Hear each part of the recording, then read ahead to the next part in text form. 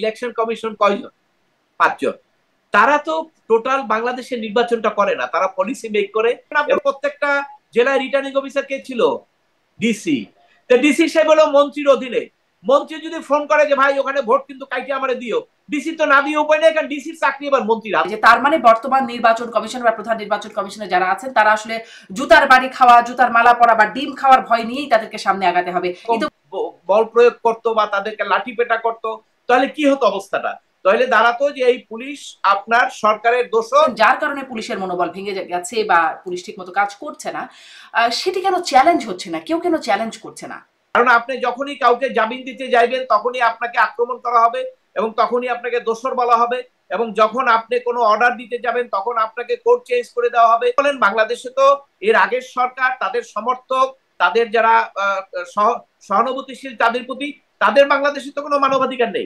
মানবাধিকারের সংজ্ঞা এখন এক একজনের জন্য এক এক রকম। সবচেয়ে বড় কাজটা ছিল নির্বাচন সিস্টেম তৈরি করা, আর কিচ্ছু লাগবে না বাংলাদেশে।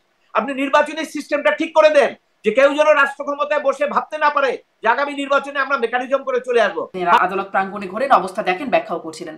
5ই আগস্ট পূর্ববর্তী পরিস্থিতি আর পরবর্তী পরিস্থিতি, পার্থক্য কি? উন্নতি কি হলো, অবনতি কি হলো? যখন বিএনপি নেতাদের আগাম জামিন দিত, যে আগাম জামিন দিত তাদের কোর্ট চেঞ্জ করে দিত। তাহলে একই তো অবস্থা ভাই, আমরা তো এপি টুপি। কোথায় আমরা যাচ্ছি, কি প্রত্যাশা করেছি, কি চাইছি, আর কি আমাদের হচ্ছে? যারা যে সমস্ত আইনজীবীরা 5ই আগস্টের আপনার আন্দোলনের সরাসরি সম্পৃক্ত ছিল, তারাও বলছে এগুলো সব ভুয়া মামলা, মিথ্যা মামলা। এই মামলায় আপনি একজন লোককে 7 মাস থেকে জেলে রাখলেন, এই যে অবিচারটা আপনি করলেন, এই অবিচারের বিচারটা আপনি কোথায় পাবেন? আল্লাহ দিবে আপনাকে। অ্যাডভোকেট মনজিল মোর্শেদ, আপনাকে স্বাগত জানাচ্ছি পালস অফ পলিটিক্সের আমার আজকের আয়োজনে। আপনার সাথে কথা বলতে চাই। আপনি মানবাধিকার নিয়ে কাজ করেন, মানবাধিকার বিষয়ক আইনজীবী, আদালতে মামলা করেন। এই বিষয়ে আমি সম্প্রতি যে ঘটনা খুব আলোচিত, আপনার নজরে এসেছে, সাবেক প্রধান নির্বাচন কমিশনার কে নুরুল হুদাকে গলায় জুতার মালা পরিয়ে, গায়ে ডিম মেরে, গালে জুতা দিয়ে বাড়ি দিয়ে তাকে হেনস্থা করে পরে তাকে পুলিশের হাতে তুলে দেওয়া হয়েছে। তার বিরুদ্ধে মামলা হয়েছিল এবং তারপরে এভাবে তাকে গ্রেপ্তার করা হলো পুলিশের হাতে। এই যে পুলিশ, পরে সরকারও বিবৃতি দিয়ে বলল এটি ফৌজদারি অপরাধ, এটি বেআইনি, কিন্তু পুলিশের সামনে এরকম একটা বেআইনি ঘটনা ঘটে গেল, ফৌজদারি অপরাধ ঘটে গেল, পুলিশ ঠায় দাঁড়িয়ে দাঁড়িয়ে দেখলো। পুলিশের এমন নিষ্ক্রিয়তার কোনো ব্যাখ্যা কি খুঁজে পান? মানে কোনো কারণ কি খুঁজে পান? ধন্যবাদ আপনাকে এবং যারা শুনছেন। এটা তো কারণটা খুব সহজ, এটা খুঁজতে হয় না, এটা সমস্ত মানুষ, আপনার 18 কোটি মানুষের মধ্যে কোটি কোটি মানুষ এটা অনুধাবন করে। সেটা হলো যে একটা সুষ্ঠু পরিবেশ যদি না থাকে, যে আপনি আপনার দায়িত্ব পালন করার মতো সাহস, এবং আপনি দায়িত্ব পালন করলে আপনি আইনগত কোনো সমস্যায় পড়বেন না, এই ধরনের যখন একটা এনভায়রনমেন্ট থাকে, তখনই সবাই দায়িত্ব পালন করতে সচেষ্ট হয়। কিন্তু আপনি পুলিশের অবস্থা দেখেন, আজকের যে পুলিশ, যেটা এখন অনেকেই বলে যে এখনো তাদের সেই জুলাই আগস্টের যে ট্রমা এখনো তারা কাটিয়ে উঠতে পারেননি, এবং কাটিয়ে ওঠার জন্য যে ধরনের আপনার অ্যাক্টিভিটিস দরকার ছিল বা যে ধরনের রাষ্ট্রের পক্ষ থেকে একটা নিশ্চয়তার দরকার ছিল, সেগুলো রাষ্ট্র দিতে পারেনি। বরঞ্চ আপনার সাইকোলজিক্যালি এমন ভাবেই করা হয়েছে যে এই ঘটনার ক্ষেত্রে পুলিশ কিন্তু আপনার সব জায়গায় দেখবেন খুব অ্যাক্টিভলি এখন কাজ করছে না। কারণ হলো আমি ট্রাফিক লাইনে দেখেন, আমরা ট্রাফিকের রাস্তায় চলাফেরা করি, ট্রাফিকেও দেখি, থানায়ও দেখি, সব জায়গায় একই অবস্থা। মানে খুব এগিয়ে বেড়ে যে পুলিশের যে দায়িত্ব, যে ল অ্যান্ড অর্ডার কোন রকম যদি ব্যর্থ হয়, ঝাঁপিয়ে পড়ে তারা এটাকে নিয়ন্ত্রণ করবে, এই মানসিকতাটা তাদের মধ্যে এখন নাই। এটার পিছনে সঙ্গত কারণই আছে, কারণ তারা রদবদল হলো, পুলিশেও তো প্রধান থেকে শুরু করে অনেক রদবদল হলো।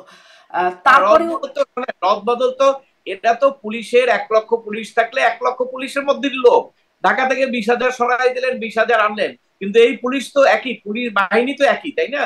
ব্যক্তি হয়তো পরিবর্তন হচ্ছে, ব্যক্তি পরিবর্তন তো কিছু আসে যায় না। কারণ হলে আপনি যারা এই পুলিশ, যারা নাকি আপনার এর আগে ডিউটি করেছে, রাষ্ট্রের নির্দেশে তারা দায়িত্ব পালন করতে গেছে, লোকজন মৃত্যুবরণ করেছে আন্দোলন সময়, সেটা ঠিক আছে, কিন্তু আপনার 5ই আগস্টের পরিবর্তনের পরে, তারপরে যে দীর্ঘদিন থেকে বিভিন্ন থানায়, বিভিন্ন জায়গায় যে পুলিশকে নির্যাতন করা হলো, পিটানো হলো, গুলি করা হলো, থানা দখল করা হলো, এই জিনিসগুলোর তো কোনো বিচার হয় নাই। এবং এখানে তো আপনার বিচার করা যাবে না, এইভাবে একটা আইনই করেছে ইনডেমিনিটি, যদিও এটা সংবিধান অ্যালাউ করে না এবং কোনোভাবেই এটা আদালতে গেলে টিকবে না, কিন্তু তারপরে একটা ইনডেমিনিটি দিয়ে রাখছে কেন? বিশেষ একটা গোষ্ঠীকে প্রোটেকশন করার জন্য।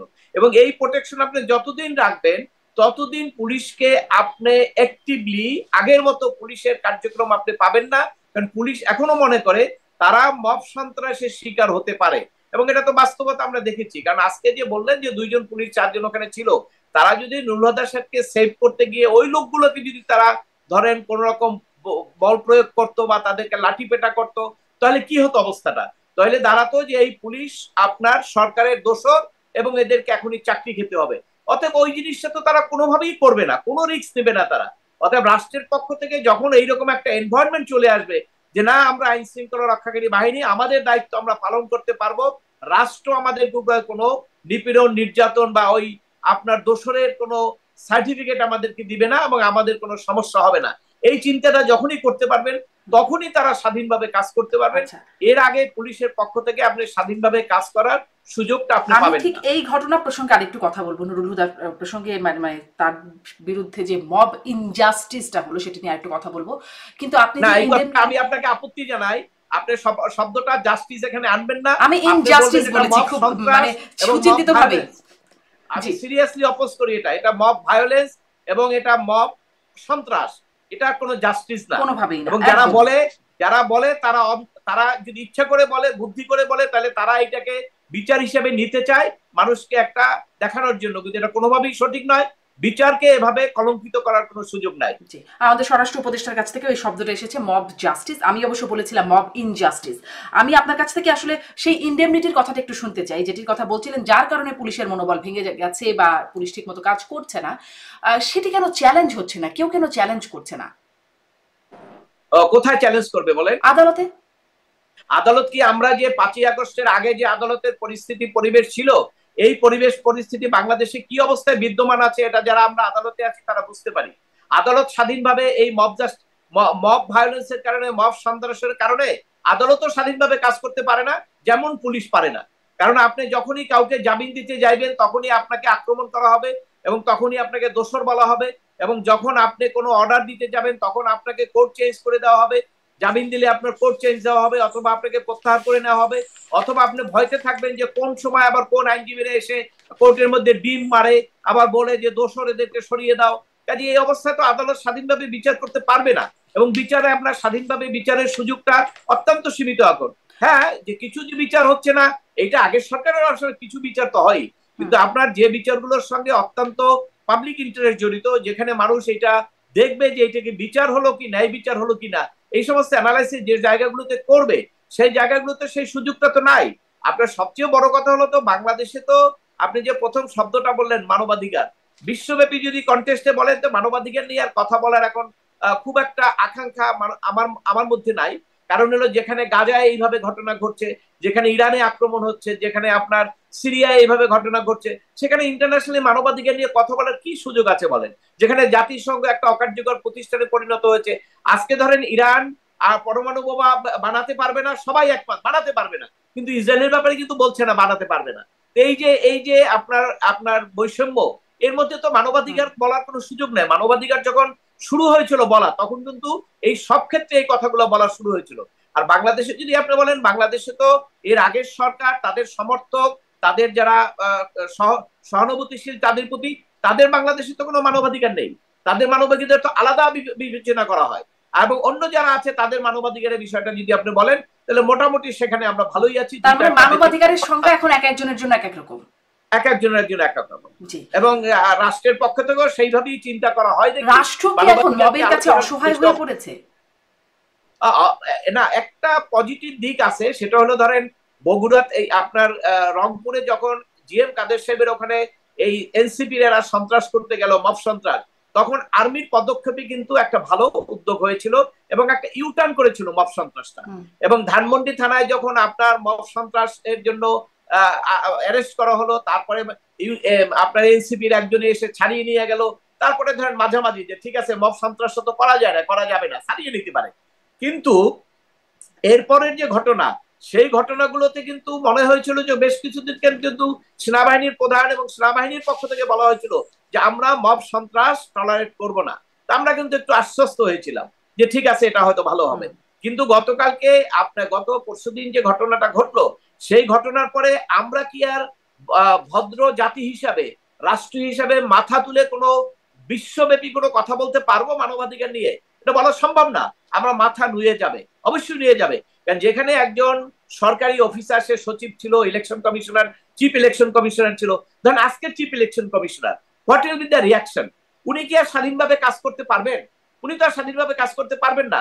কারণ উনি যে ইনস্ট্যান্সটা দেখলেন, উনি জানেন যে আগামী জানুয়ারিতে ফেব্রুয়ারিতে যখন ইলেকশন হবে, একটা দল হারবে, একটা দল জিতবে। সেই দল দুটোর মধ্যে এখন বিএনপি আর এনসিপি জামাত, এরাই তো, এর মধ্যে একজনে জিতবে একজনে হারবে। এই ইলেকশন কমিশনার যারা হারবে, তারা যে তার গালে জুতা মারবে না, এই নিশ্চয়তা আপনাকে কে দেবে? রাষ্ট্র তো এই নিশ্চয়তা দিতে পারে না। তবে হ্যাঁ, অবশ্যই আজকের যে খবর সেটা হলো যে সেনাবাহিনী ধন্যবাদের কাজ করেছে, তারা তাকে গ্রেপ্তার করেছে এবং সরকারও পরবর্তীকালে বলেছেন একজনকে গ্রেপ্তার করেছে সেখানে তাকে। কিন্তু এখন দেখেন, এই যে গ্রেপ্তার করাটা, আপনি দেখেন সিদ্দিককে যখন কাকরাইলে এইভাবে নির্যাতন করা হলো, এটা তো দিনে দুপুরে দেখা যায় সব। আপনি তো দেখছেন একজন অভিনেতা, সে দল করতে পারে, যাই করুক, সেই কারণে আপনি তাকে এইভাবে পিটাবেন? এটা একটা এটা কি মানবাধিকারের দেশ হলো? এটাকে কি মানবাধিকার বলবো? আমি কিভাবে আমি মানবাধিকার বলবো? এটাকে মানবাধিকার বলার কোনো সুযোগ নাই। এখন যদি বলতে পারেন যে এরকম ঘটনা কি দুই একটা ঘটে, এটা তো আপনার বিচ্ছিন্ন ঘটনা। হ্যাঁ, এটা সরকার সবসময় বিচ্ছিন্ন বলবে, কিন্তু 18 কোটি লোক, প্রত্যেকটা লোকের জন্য এক ঘটনা। আপনাকে যদি আজকে এইভাবে করা হয়, আমাকে যদি আজকে এইভাবে করা হয়, এটা তো এইভাবে বিচ্ছিন্ন ঘটনাই বলবে। অতএব এই যে একটা আবহাওয়া সৃষ্টি হয়েছে এবং সরকারের দুর্বলতার কারণে, এই যে আজকে একজনকে কেন ধরবে? ওখানে তো আমরা 10 জন দেখেছি। এবং এখানে পুলিশকে কেন তারা ব্যবস্থা নিল না? সবগুলো নিয়ে যদি খুব স্ট্রং একটা, আমি পুলিশকে কেন ব্যবস্থা নিল না এই প্রশ্নটা আমিও একটু করতে চাই আপনার কাছে, যে পুলিশকে ব্যবস্থা নেওয়ার প্রসঙ্গটা আমি আরেকটু করতে চাই। তার কিন্তু আপনার কথা থেকে এই বিষয়টা একটু আরেকবার বলতে চাই, যে তার মানে বর্তমান নির্বাচন কমিশন বা প্রধান নির্বাচন কমিশনে যারা আছেন, তারা আসলে জুতার বাড়ি খাওয়া, জুতার মালা পরা বা ডিম খাওয়ার ভয় নিয়েই তাদেরকে সামনে আগাতে হবে। ইতিমধ্যে আমরা দেখেছি এনসিপি কিন্তু নির্বাচন কমিশন বাতিল চেয়েছে, পদত্যাগ চেয়েছে। মানে এটি তাদের মাথায় রেখেই কাজ করতে হচ্ছে। হ্যাঁ, অবশ্যই। কারণ আপনি ধরেন 5ই আগস্টের পরে মানুষের প্রত্যাশা ছিল একটা নির্বাচন, এবং আসলেই তো ম্যাক্সিমাম মানুষের প্রত্যাশা ছিল একটা দ্রুত নির্বাচন। মানে অর্থাৎ মানুষের এই যে ভোট দেওয়ার অভিযোগ, এই কারণেই তো মূলত বলা হয়েছে যে এদেরকে সরিয়ে একটা ভালো নির্বাচন দেওয়া হোক, যে ক্ষমতায় আসবে জনগণের মনোনীত প্রতিনিধিরা ক্ষমতা, রাষ্ট্রের ক্ষমতা থাকবে। এটা তো সংবিধান আমাকে বলছে। এইটাই ছিল অধিকাংশ মানুষের প্রত্যাশা। কিন্তু কিছু লোক যারা নাকি এখানে নেতৃত্ব দিল, তারা একটি লোভে পড়ে একটা সরকার গঠন ক্ষমতার মধ্যে চলে গেল। এই কারণে ওই টোটাল জিনিসটাই ফ্রাস্ট্রেট হয়ে গেছে। আজকে দেখেন 10 মাস পর্যন্ত যারা এই আন্দোলন করলেন, তাদের মধ্যে এখন পর্যন্ত বিভিন্ন ইস্যুতে তাদের ঐক্য হচ্ছে না। শুধু ঐক্য না, এক পক্ষ আর এক পক্ষ কিন্তু ঝাঁপিয়ে পড়তেছে, মারামারি করতেছে, সব জায়গায় হচ্ছে। তাহলে কি দাঁড়ালো? তাহলে তো আমাদের অগ্রগতিটা আমরা দেখলাম যে থমকে যাচ্ছে। কেন যাচ্ছে? সেই একটাই কারণ, সেটা হলো আপনি যদি জনগণের প্রত্যাশার বাইরে কিছু করতে চান, তাহলে সেটি আপনি সাকসেস হতে পারবেন না। আপনি যদি ক্ষমতা আঁকড়ে রাখতে চান, আপনি যদি মেকানিজম করতে যান, তাহলে সেগুলো তো জনগণ বুঝে ফেলে। সবচেয়ে কথা হলো যে আমাদের দেশে জনগণ মিডিয়ার কারণে, সোশ্যাল মিডিয়ার সবকিছুর কারণে যতই অনেক কিছু চাপা রাখেন, কোনো কিছুই চাপা থাকে না, সবকিছু মানুষের সামনে চলে আসে। এবং সবচেয়ে মানুষের যে প্রত্যাশাটা, সেটা এই ধরেন আমাদের প্রধান উপদেষ্টার সঙ্গে রাজনৈতিক দলের নেতা তারেক জিয়ার বৈঠকের পরে কিন্তু একটা পরিস্থিতি আসছিল, যাক একটা নির্বাচন হচ্ছে। এর আগে কিন্তু একটা খুবই ছিল যে নির্বাচনই হবে কিনা। কারণ একদল তো তাদেরকে দাঁড়িয়ে যেত, নামাজ পড়ার পরে ইউনূস সাহেবকে বলতেছে আপনি থাকেন, 5 বছর থাকেন। এনসিপির লোকরা বলতেছে, ফেসবুকে লিখতেছে। কাজে এখানে তো পক্ষ বিপক্ষ আছে, যে 5 বছর থাকার তো ম্যান্ডেট একজন উপদেষ্টা তো বলেই দিল ওনারা কি ম্যান্ডেট পেয়েছে। আমি জিজ্ঞেস করতে চাই, ম্যান্ডেট কাকে বলে আপনি বুঝেন? ম্যান্ডেট নেওয়ার জন্য একটা অফিসিয়াল সিস্টেম আছে। সেই অফিসিয়াল সিস্টেম ছাড়া আপনি কয়েকদিনে হাউকাউ করলেন, আর কয়েকজন গিয়ে বসে গেলেন আর বললেন যে এটা mandate. This is not mandate. Mandate শব্দের অর্থ বুঝতে হবে। ম্যান্ডেট হতে হলে একটা প্রক্রিয়ার মাধ্যমে যেতে হয়। আজকে আপনি ভোট দেন, ভোট দিয়ে বলেন যে কে কাকে দিচ্ছে, সেইটা হলো ম্যান্ডেট। এই ধরনের কথাবার্তার মাধ্যমে একটা আপনার জনগণের মনে একটা আশঙ্কা ছিল যে আসলে দেশ কোথায় যাবে। আর নির্বাচন না হলে তো অবশ্যই দেশে একটা গৃহযুদ্ধের ভাব হয়ে যেত। সেই জায়গাটায় যেহেতু একটা পরিবেশ শান্ত হয়েছে, নির্বাচন নিয়ে আমরা কথা বলছি। কিন্তু এখন নির্বাচন যে আপনি করবেন, এই নির্বাচন করার মধ্যে যারা আছে সব রাজনৈতিক দলগুলো, সেই রাজনৈতিক দলগুলোকে সঠিকভাবে তারা নিরাপত্তার মধ্যে থেকে নির্বাচন করতে পারবেন, এই নিশ্চয়তা সরকারের তো সেরকম কাঠামো এখনো তৈরি করছেন না। এই মব সন্ত্রাসের মাধ্যমে তো একটা দেখা হচ্ছে, মেসেজ দেওয়া হচ্ছে যে নির্বাচনে দাঁড়াইলে আপনার যদি পছন্দ না হয়, তাহলে আপনি দাঁড়াইলে নমিনেশন পেপার যখন জমা দিতে যাইবেন, তার আগেই আপনাকে রাস্তাঘাটে দেখা যাবে আপনাকে 20-50 জন ফেসবুকে একটা পোস্ট দিয়া আপনার লোকজনকে নিয়ে আসলেন, আইসা বিরিয়ানি ট্রেনি খাইলেন, তাদেরকে বললেন পিটা একে। পাশে আপনি পিটিয়ে দিলেন, তো ওই লোক আর কি নির্বাচন করবে? এগুলো তো আপনাকে মাথায় রাখতে হবে। এই যে মব সন্ত্রাস দেশে একটা শুনেছিলাম একটা কথা যে নির্বাচন কেন হচ্ছে না, কারণ আইন শৃঙ্খলা পরিস্থিতি এখনো নিয়ন্ত্রণে আনা যায় নাই অতীতে। এই কথা শুনেছি, মানে সামনেও কি এই আইন শৃঙ্খলা পরিস্থিতি একটা অজুহাত হিসেবে ব্যবহার হতে পারে কিনা, মানে যেভাবে মব বা আইন শৃঙ্খলা রীতি মানে নিঃসন্দেহে আইন শৃঙ্খলা পরিস্থিতির ব্যত্যয়, সেটি একটা অজুহাত হিসেবে সামনে আনা যেতে পারে কিনা? হ্যাঁ, যদি আপনি অজুহাত দেন, আপনি তাহলে ওই গত সরকারের সময় ওই একই কাতারে আপনাকে যেতে হবে। কারণ ওই 16 বছরে কিন্তু দেশের আইন শৃঙ্খলা পরিস্থিতি, সমস্ত বিরোধী দল সবাই কিন্তু বলে আসছে যে আইন শৃঙ্খলা পরিস্থিতি ঠিক নাই, আর ন্যায় বিচার হচ্ছে না, আইনের শাসন নাই, এই কথাগুলো তো আমরা বলে আসছি। তাহলে আপনি যদি এখন ওই কথাগুলো বলেন, তাহলে আপনি তো ওই কাতারে ওই আগের সরকারের যে বৈশিষ্ট্যগুলো আপনারা দিচ্ছেন, ওই বৈশিষ্ট্যগুলো আপনাদের উপরই পড়বে। আপনাদের কি বৈশিষ্ট্যগুলো নিতে হবে? আপনি যদি মনে করেন ওই বৈশিষ্ট্য নিয়ে আপনারা যতদিন পারবেন থাকেন, কিন্তু বাংলাদেশে তো একটা ইতিহাস দেখলেন, ইচ্ছা করে জোর করে থাকা যায় না, এবং সেটি আপনি আজকে হোক, কালকে হোক, 20 বছর পরে হোক, আপনাদেরকে যেতে হবে। তখন গেলে আপনাদের কি কনসিকুয়েন্স হবে সেগুলো আপনি একটু চিন্তা করেন। আর সবচেয়ে কথা হলো, আপনারা যাকে ডেকে এনে বসালেন, আমাদের প্রধান উপদেষ্টা তো আন্তর্জাতিকভাবে ওনার একটা বিরাট একটা ওয়েট আছে এবং একটা গ্রহণযোগ্যতা আছে, এবং সর্বোচ্চ প্রভাবশালীদের মধ্যে একজন।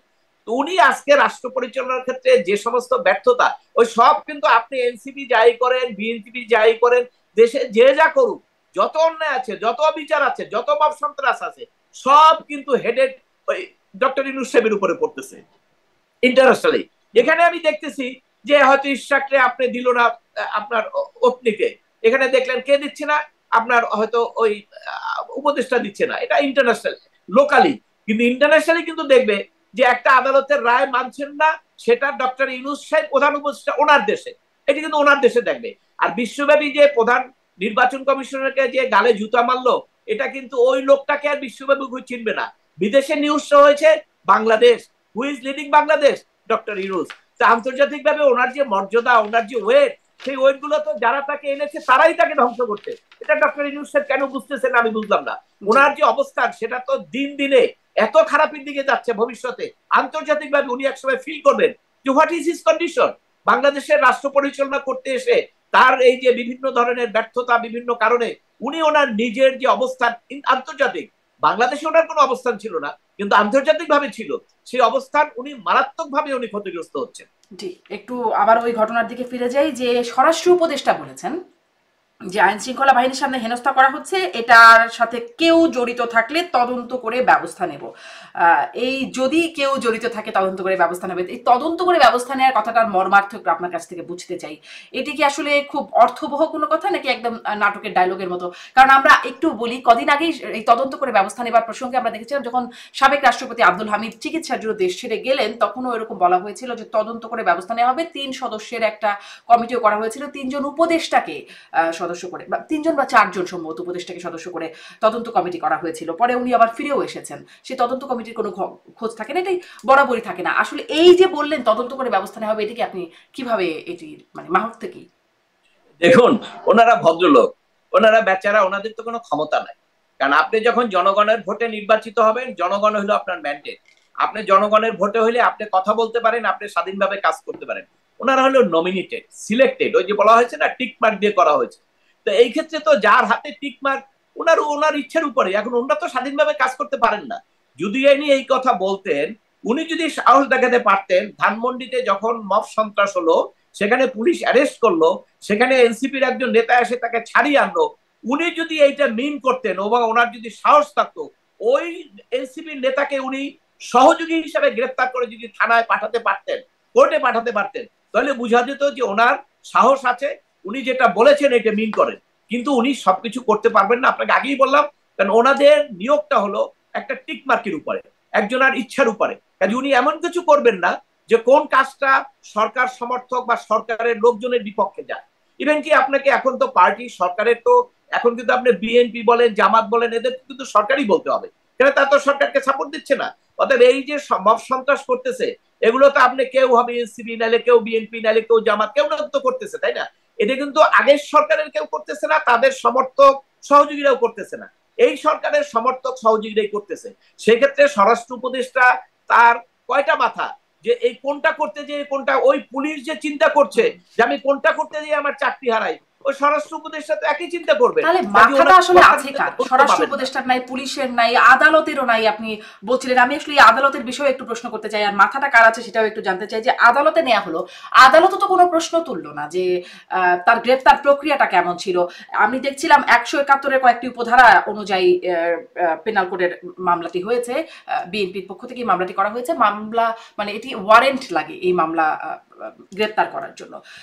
দুপুরে মামলা হয়েছে, কোনো ওয়ারেন্টেরও বিষয় দেখলাম না, গ্রেফতার করে ফেলা হলো। আদালত কোনো প্রশ্ন তোলে না কেন? আদালত প্রশ্ন তুলবে, আপনি একটু একটু চিন্তা করেন। আপনি যখন আদালতে যায়, আপনি কি ব্যাকগ্রাউন্ড দেখেন। এর আগে আদালতে পিপি এবং এপিপি সহ 20-50 জন আইনজীবী থাকে, ওখানে কিন্তু অন্য আইনজীবীরা নাই। আওয়ামী লীগ সমর্থিত আইনজীবী বা তাদের সমর্থক বা অনেক আইনজীবীরা কিন্তু এখন আদালতে যায় না। সারা দেশে অনেক আইনজীবীরা জেলখানায় আছে, যেটা বাংলাদেশের ইতিহাসে কখনো দেখা যায়নি। যে আমরা হইলাম আইনজীবীরা হলাম বিচার বিভাগের একটা পার্ট, এবং আমরা যদি কোর্টে না থাকি মামলা কে করবে? যার ফলে কোনো হিনিয়াস অফেন্স ছাড়া কোনো আইনজীবী সাধারণত কোনো জেলখানায় থাকতেন না। আপনার এর আগের সরকারের সময় দেখছেন আমাদের বারের প্রেসিডেন্ট মাহমুদ্দিন খোকন, জয়নাল আবেদিন সাহেব, ওনারা দেখছি কোর্টে, কিন্তু যাত্রাবাড়ির মামলা হয়ে গেছে, কিন্তু ওনারা কিন্তু জেলে যান নাই। কারণ এটা প্র্যাকটিস যে পলিটিক্যাল মামলায় আইনজীবীরা জেলে যায় না। কেন? আইনজীবী তো একজন ক্লায়েন্ট, একজন মানুষের স্বার্থ রক্ষার জন্য কোর্টে কাজ করবে। তবে হ্যাঁ, হিনিয়াস অফেন্স, ধর্ষণ মামলা, হত্যা মামলা, এগুলো আপনি করতে পারেন। এখন বারের একজনের চেম্বার ভাঙছে, সেই কারণে 60-70 জন আইনজীবীকে ধরেন জেলখানায় যেতে হলো। আপিল বিভাগ পর্যন্ত তাদের কিন্তু ফার্স্ট রাউন্ডে তারা জেলখানায় থেকে গেলেন, পরের রাউন্ডে এসে তারা আস্তে আস্তে হচ্ছে। এখন এই যে ঘটনাগুলো, এটা তো একটা শিক্ষা দিচ্ছে। আমরা তো হিউম্যান বিং না। আপনি যে টকশো করতেছেন, আপনি তো আমেরিকায় আছেন, নিশ্চয়ই হয়তো আমেরিকায় আছেন, ওখান থেকে আপনি বলছেন, কিন্তু আপনি যা বলতে পারেন বাংলাদেশের টকশোতে দাঁড়িয়ে সবাই কি সেই সব কথা বলতে পারবে? কারণ এই টকশো করার কারণে, এই কথা বলার কারণে তার বাড়িতে যে কালকে দোষর হিসাবে বলে কেউ আক্রমণ করবে না, বা তাকে চাঁদা চাইবে না, বা তার ফ্যামিলির উপর আক্রমণ করবে না, এই নিশ্চয়তা আপনি দিতে পারবেন না, এবং এই নিশ্চয়তা তো সরকারও দিচ্ছে না। তাহলে কিভাবে করবে বলেন, কিভাবে বলবে? আজকে যে বিচার বিভাগের কথা বলতেছেন, আমরা জানি বিচারকরা কাঁদে। জজকোর্টে বা বিভিন্ন জায়গায় আপনার এই সারেন্ডার করলে 300 নম্বর আসামি, বারের প্রেসিডেন্ট, সে 300 বয়স হইলো কত, 70-এর উপরে, 300 নম্বর আসামি, এটা পলিটিক্যাল কেস, কিন্তু তাকেও জজ সাহেব জামিন দিতে পারছে না, হাইকোর্ট আগাম জামিন দেওয়ার পরেও। কেন? যদিও ওখানে 20-25 জন যারা আছে সরকার দলীয় পিপি, যদিও তারা সরকার দলীয় পিপি মানে তো ম্যাক্সিমাম হইলো রাজনৈতিক দলের, তো তারা যদি আবার কি করে, কারণ ওনার প্রোটেকশন কি দিবে? পুলিশই তো অকার্যকর, তো জজ সাহেবের প্রোটেকশন কি দিবে বলেন? তো এটা তো একটা মারাত্মক ঘটনা না? এই সমস্ত কারণে সব জায়গায় কিন্তু এই জিনিসগুলো হয়ে গেছে। আপনি ধরেন লোয়ার কোর্টের বিচারকরা এখনো কিন্তু আইন মন্ত্রণালয়ের মাধ্যমে পদোন্নতি, আপনার ট্রান্সফার সবকিছু হয়। তো ওই আগের মতো পরিস্থিতি এখনো আছে। তবে হ্যাঁ, যদি সচিবালয়টা সুপ্রিম কোর্টে প্রধান বিচারপতির নিকট চলে আসে, তাহলে এই পরিস্থিতিটা অন্তত সরকারের উপরে যে খরচ সরকারের মাধ্যমে দেওয়া হয়, থ্রেট বা মেকানিজম, এটি আমাদের কমবে। তখন কিন্তু অনেকটা স্বাধীন হবে বিচার বিভাগ। তবে হ্যাঁ, আইনজীবীরা যদি তাদের আচরণ পরিবর্তন না করে, আইনজীবীরা যদি কোর্টে তাদের মাস্তানি বন্ধ না করে, তাহলে আর সেটা ওই জজ সাহেবরা পারবে না। আইনজীবীরা মাস্তানি করলে তখনও জজ সাহেব ব্যবস্থা নিতে পারেন না, মানে তখনও আদালত বলতে তাদের বিরুদ্ধে ব্যবস্থা নেওয়া যায় না সাথে সাথে? হ্যাঁ, সেই ব্যবস্থা নেওয়া যায়, এটা আমরা আগে দেখেছি। আপনি যখন আইনজীবী একটা কোন রকম অন্যায় করেন জজ সাহেবের সঙ্গে বিচারকের, এর আগে আপনি জানেন 5ই আগস্টের আগে আদালতে 3-4টা কন্টেম্প পিটিশন হয়েছিল আইনজীবীদের বিরুদ্ধে, এবং আদালত খুব শক্ত হাসতে সমস্ত আইনজীবীরা এসে বারের প্রেসিডেন্ট, সেক্রেটারি সহ 20-30 জন একটা বারের এসে মাপ চেয়েছে। কিন্তু আজকে কে করবে? কে করবে বলেন? কোথায় আপনার সেই নিরাপত্তাটা আপনি দিবেন? একজন আইনজীবী, একজন যে বিচারক করবে, সে বিচারকের অপোনেন্ট হলো লয়াররা। তো লয়াররা যারা এখন মেইন লিডিং দিচ্ছেন, তারা তো ওই লাইনে সবাই আছেন। তারা হইলো যেভাবে হোক কন্ট্রোল করা, নিয়ন্ত্রণ করা, তাদের নিয়ন্ত্রণে সবকিছু হবে, এই ধরনের একটা অ্যাটিটিউড চলে আসছে। আইনজীবীদের মধ্যে যে আপনার সহমর্মিতা, সেটা তখন নাই। থাকলে তো আজকে আইনজীবীরা এই বিপদে পড়তেন না। শত শত আইনজীবী কোর্টে আসতে পারেন না, কে বাধা দেয়? ওই আইনজীবীরাই দেয় বাধা। কেন? বারের ইলেকশনে হয়তো তার প্রবলেম হবে, অথবা তার ইনকাম কমে যাবে, অথবা তাকে দাবিয়ে রাখতে পারলে তার মামলা বেড়ে যাবে। এই সমস্ত ক্রাইসিস গুলো আইনজীবীদের রয়ে গেছে, এবং এই ক্রাইসিস দূর করার জন্য আইন মন্ত্রণালয়, আইন উপদেষ্টা, প্রধান বিচারপতি কেউই তো কোনো উদ্যোগ নিচ্ছেন না।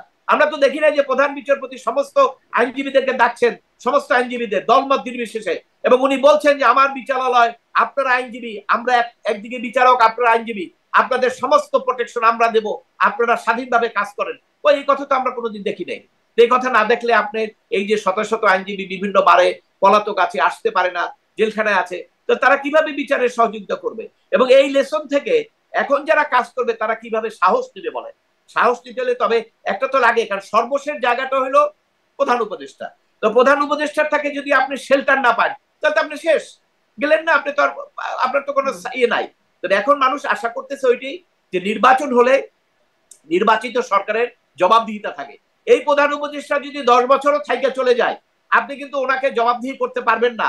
জনগণ তো ওনাকে বলার সুযোগ পাবে না যে আপনাকে, আপনি ভালো করেন না, আপনাকে আমরা ভোট দেবো না। ওইটা রাজনৈতিক দলকে পারবে। এই জন্য নির্বাচনটা ইম্পর্টেন্ট, ইমিডিয়েটলি ইম্পর্টেন্ট।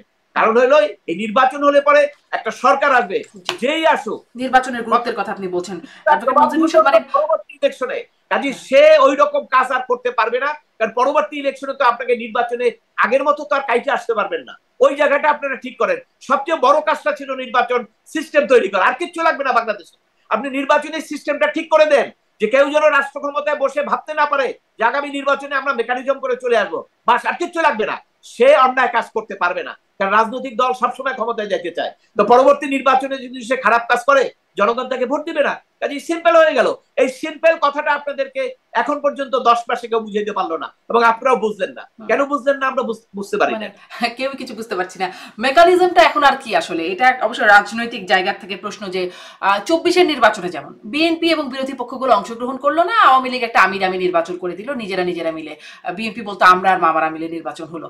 এখন আসলে যখন আবার এই নতুন নির্বাচনের কথা, আগামী নির্বাচনের কথা, তখনও আওয়ামী লীগ একটা বড় প্রতিপক্ষ নাই, এবং অন্যান্য আরো দল তারাও আসলে নির্বাচনে আসতে পারবে কিনা, এখানেই আসলে প্রতিপক্ষ কোথায়, মানে বিকল্প কোথায় জনগণের হাতে, বা যথার্থ বিকল্প আছে? দেখুন জনগণের কাছে বিকল্প, আপনি যদি রাষ্ট্র পরিচালনা করতে চান তাহলে রাষ্ট্রের, আমার সংবিধান দেখতে হবে, সকল নাগরিক আপনার কাছে সমান। কারণ আপনি যদি বলেন যে আগের সরকারের যারা সমর্থক আছে সে আমার নাগরিক না, তাহলে আপনাকে আগে দেশটা ভাগ করতে হবে। আপনাকে বলতে হবে যে তোমরা ওই জেলায় চলে যাও, তাহলে কিন্তু ওই যে নতুন সংবিধান আপনি করতে পারবেন। এখন আপনি নতুন সংবিধান করতে পারবেন না, কারণ এই সংবিধান প্রোটেক্ট করার জন্য সুপ্রিম কোর্টের বিচারকরা শপথ নিয়েছে। এই সংবিধান যখন আপনি ছুঁড়ে ফেলে দিবেন, সাথে সাথে আপনাকে কট করবে, কারণ ওনারা শপথ নিয়েছে এটা সংরক্ষণ করার জন্য। ধরেন সেনাবাহিনী কি আপনার শপথ নেয়, তারা শপথ নেয় দেশের সার্বভৌমত্ব রক্ষার জন্য। দেখেন যখন আপনি করিডোর দিতে গেলেন, সাথে সাথে কিন্তু সেনাবাহিনী বললো যে না, আমি আমার সার্বভৌমত্ব ভঙ্গ করতে দেবো না, কারণ তাদের রূপ আছে। এই যারা বলেন যে সংবিধান ছুঁড়ে ফেলে দেবেন, এটা একটা অসাংবিধানিক কথা। তবে হ্যাঁ, সংবিধান নতুন ভাবে আপনি করতে পারবেন, অনেক পরিবর্তন করতে পারবেন, সেটা পার্লামেন্টের করতে হবে। আর যদি আপনি একটা নতুন রাষ্ট্র করেন, যদি বলেন যে আগের সরকার তাদের সমর্থকরা এক পার্টে চলে যাও, আমরা আর এক পার্টে চলে যাই, তাহলে আপনি আর এক পার্টির জন্য একটা নতুন সংবিধান করতে পারবেন, সেখানে কোনো বাধা নাই। কিন্তু এই সংবিধান থাকা অবস্থায় আপনি নতুন সংবিধান বা এই সমস্ত করার কোনো সুযোগ নাই। এখন আপনি যে বলেন যে বৃহৎ অংশ, আপনি বলতে বৃহৎ বলতে কি, ধরেন 20% মানুষ কিন্তু বৃহৎই, কারণ আপনার 5/1 এখন আওয়ামী লীগ বা আগের দল বা 14 দল বা অন্যান্য যারা এখন পলাতক আছে বিভিন্ন ভাবে, তারা তো লোক সংখ্যা কম না, তাই না? বিভিন্ন স্তরে তো তারা বহু লোক, 30%, 35% হতে পারে। এখন হয়তো আপনার এদিকে 65%, এটা ঠিক আছে, কিন্তু আপনারা তো সবাই ইউনাইটেড না। এমন তো না যে কালকে একটা ভোট হচ্ছে, সেই ভোটে ওই 35 একদিকে যাবে, আপনি 65 একদিকে যাবে, তা তো না। তাহলে আপনি বলতে পারতেন যে আমরা মেজরিটি। আপনি ইলেকশন আসলে যদি, যেমন 24 সালে নির্বাচনের কথা বললেন, 24 সালে নির্বাচন তো আমি সবাই বলছি না, এটা তো ঠিক হয় নাই। এই 26 সালে যদি আপনি এই ধরনের নির্বাচন করেন, সেই নির্বাচনও কি আপনি মনে করেন 27, 28, 29, 30 যখনই আমরা সময় পাবো, সুযোগ পাবো, আমরা কি বলবো না সেটা? তো একই ধারা তো হবে। তাহলে তো আপনি দেশের ভালো কাজ করার জন্য তো আপনি কিছু করলেন না, তাহলে আপনাকে তো একই সারিতে মানুষ ফেলবে যে আগের যা হয়েছে মুদ্রার এপিট আর উপিট। তো এত বড় কথা বলে আপনি মুদ্রার এপিট উপিট হতে যাবেন কেন? আমরা তো সেটা প্রত্যাশা করি না। জি, অ্যাডভোকেট মনজিল মোরশেদ, আবার আদালতের জায়গায় ফিরি। আপনি আদালতের অসহায় অবস্থার কথা একটু ব্যাখ্যা করছিলেন। তাহলে কি মানে একটা কথা যে বলা হয়, এটিও একটা রাজনৈতিক একটা ন্যারেটিভ যে 5ই আগস্টের আগেই ভালো ছিলাম। আদালতের পরিস্থিতি, মানে এটার পক্ষেও কিছু মানুষ কথা বলেন, বিপক্ষে অনেক মানুষ কথা বলেন যে আসলে কখন মানুষ ভালো আছে। আদালতের অবস্থাটা যদি জিজ্ঞাসা করি, আপনি আদালত প্রাঙ্গণে ঘোরেন, অবস্থা দেখেন, ব্যাখ্যাও করছিলেন। 5ই আগস্ট পূর্ববর্তী পরিস্থিতি আর পরবর্তী পরিস্থিতি, পার্থক্য কি? উন্নতি কি হলো, অবনতি কি হলো? দেখুন, এই ব্যাপারে ইতিমধ্যে কয়েকজন আইনজীবী বিভিন্নভাবে কথা বলেছেন, সোশ্যাল মিডিয়ায় এগুলো আছে। তারা যা বলছেন আমি তার বাইরে বলবো না, কারণ আমি তো এই আদালতেই যাই। আমার কাছে যেটা তথ্য পাবেন সেটা হলো, আমি কোনো দল করি না। আমি কোনো কথা বললে আমার কথাটা এই মুহূর্তে সরকারের পক্ষেও যেতে পারে, আবার আগের সরকারের পক্ষেও যেতে পারে। আমি ডোন্ট কেয়ার, আমি ওইটা চিন্তা করি না, কারণ আমি তো দলের সমর্থক না। আমি নিরপেক্ষভাবে আমি যেটা মনে করব, হয়তো আমার চিন্তা চেতনায় ভুল হতে পারে, দ্যাটস ডিফারেন্ট কোশ্চেন, আপনি অ্যাকসেপ্ট করেন না, কিন্তু আমার কথা যার পক্ষেই যাও সেটা প্রশ্ন না। কথা হলো আমি যেটা বলবো সেটা হলো আদালতে 5ই আগস্টের আগে যে পরিস্থিতি ছিল সেখানে যেমন বিচার বিভাগের স্বাধীনতার উপরে হস্তক্ষেপ ছিল, আইনের শাসনের ব্যত্যয় ছিল, রাজনৈতিক মামলাগুলোতে এক ধরনের পক্ষপাতিত্ব ছিল, 5ই আগস্টের পরে এর কোনো পরিবর্তন আমি এখনো দেখতে পাইনি। এবং সেটা আপনি যদি সার্ভে করেন, আপনি যান আইনজীবীদের কাছে সার্ভে করেন, 90% আইনজীবী, আমি তো আইনজীবীদের সঙ্গে কথা বলি কিন্তু এই রিফ্লেকশনটা আমি দিলাম, আমি আমার ব্যক্তিগত মতামত দিচ্ছি তা না, প্রতিনিয়ত আইনজীবীদের সঙ্গে কথা হয়, এবং সেই পরিস্থিতি আমি দেখি না এখন পর্যন্ত যে কোনো ধরনের বড় পরিবর্তন হয়েছে। তবে হ্যাঁ, কিছু পরিবর্তন তো টেকনিক্যালি থাকে, আগের সরকারের সময়, আগের বিচার বিভাগের সময় কিন্তু অনেক ভালো কাজ হয়েছে, হয়েছে না? আপনি এই যে ধরেন ফখরুল ইসলাম আলমগীর হাইকোর্ট থেকে জামিন পায় নাই, পাইছে তো। খালেদা জিয়ার জামিন, সেটা হাইকোর্ট থেকে 5 বছরের জেল পরে 10 বছর করে দিছে, ঠিক আছে, রাজনৈতিক কারণে। কিন্তু ব্যারিস্টার মাহমুদুদ্দিন খোকন, জয়নাল আবেদীন সাহেব যাত্রাবাড়ির মিথ্যা মামলা যখন আসামি হলো দাঁড়াইছে, তারা জামিন পাইছে না? পাইছে তো। কিন্তু এর অর্থ যে এই যারা বলেন তারা কিন্তু কথাটা সঠিক বলেন না। কারণ যারা অনেক রাজনৈতিক দলের নেতাদেরকে কথা বলতে শুনি যে এর আগে বিচার বিভাগ একদম সম্পূর্ণ ধ্বংস হয়ে গেছিল, আমি এটার সঙ্গে একমত না। সম্পূর্ণ ধ্বংস হয়ে গেলে বারের প্রেসিডেন্ট, আইনজীবী, তারপরে বিএনপির আইনজীবীরা জামিন কিভাবে পেল? হ্যাঁ, অন্যান্য জিনিসও আছে, সেটাও আমি বলি। সেটা হলো যে কিছু কিছু ক্ষেত্রে রাজনৈতিক হস্তক্ষেপ হয়েছে। এই তারপরে আপনার ষোড়শ সংশোধনী রায় দিতে গিয়ে এস কে সিনহাবাবুকে চলে যেতে হয়েছে, এটা ঠিক আছে। কিন্তু রাজনৈতিক ক্ষেত্রগুলোতে যেখানে রাজনীতি আছে, যেখানে সরকারের ইন্টারেস্ট আছে, আর বর্তমানে সেখানে আমরা দেখি, বর্তমানেও তো আপনার এই যে আজকে একটা কন্টেম্প মামলায় একটা কোর্টে এক সিনিয়র অ্যাডভোকেট সে বারবার প্রেস করছিল ওনার রায়টা মানছেন না, আপনি ওনাকে পার্সোনাল অ্যাপিয়ারেন্স দেন, কিন্তু কোর্ট কোনোভাবেই সেভাবে দিলেন না। কেন দিলেন না? সে একটাই কথা যে একজন সচিবকে ডাকবেন, সেক্ষেত্রে উনি চিন্তা করবেন যে কাকে ডেকে কোন জায়গায় কি অবস্থা আমি করব। এবং এই কারণে কিন্তু দেখেন আদালতের যে রায়, এটা এক ধরনের প্রিন্টেড পেপার, এটার কোনো এনফোর্সমেন্ট নাই। যত রায় আছে, আমার অন্তত শত শত নির্দেশনা আছে, আমি চুপ করে বসে রয়েছি, আমি কোনোটা নির্দেশনা সরকারকে দিয়ে পালন করাতে পারছি না। সবচেয়ে বড় সমস্যা হলো এর আগে যে অগ্রগতি হয়েছিল, ইট ভাটা, পরিবেশ, নদী দখল, ইন্ডাস্ট্রি বন্ধ করা, সবগুলো আমি করেছিলাম। 5ই আগস্টের পরে সবগুলো হাত পরিবর্তন করে বহাল তবিয়াতে তারা অন্য নাম দিয়ে তারা এখন শক্তিশালী, তারা সেগুলো চালাচ্ছে। তাহলে আমার তো অর্জন আরো, আমার দেখা যায় আমার বিসর্জন হয়ে গেছে, আমার তো অর্জন হয় নাই। আমি পরিবেশ কনসার্নে বলতেছি, আমি অন্য জায়গার কথা বলতেছি। তা আমি আদালতের ব্যাপারে সেটা বলবো, আপনারা সবাই চোখে দেখেন, আপনি আজকে আদালতে যান, লিটিগেন্ট পিপলের কাছে শুনেন, আপনি যখন আজকে রায় হবে একটা মামলায়, ধরেন এই যে জামাত ইসলামের মামলায় আপনার ফাঁসির রায় কি হবে, রিভিউ রায় 2 দিন আগে তো রিক্সায় চললে রিক্সাওয়ালাই বলে দিচ্ছে কি হবে, এটা তো আপনাকে রায়ের জন্য অপেক্ষা করতে হয় না। এইটা যখন মানুষ বলতে পারে তখনই মনে করতে হবে যে আদালত সম্পর্কে মানুষের ধারণাটা অত স্বচ্ছ না, অত ক্লিয়ার না, বা ওদের কনফিডেন্স অত ভালো না।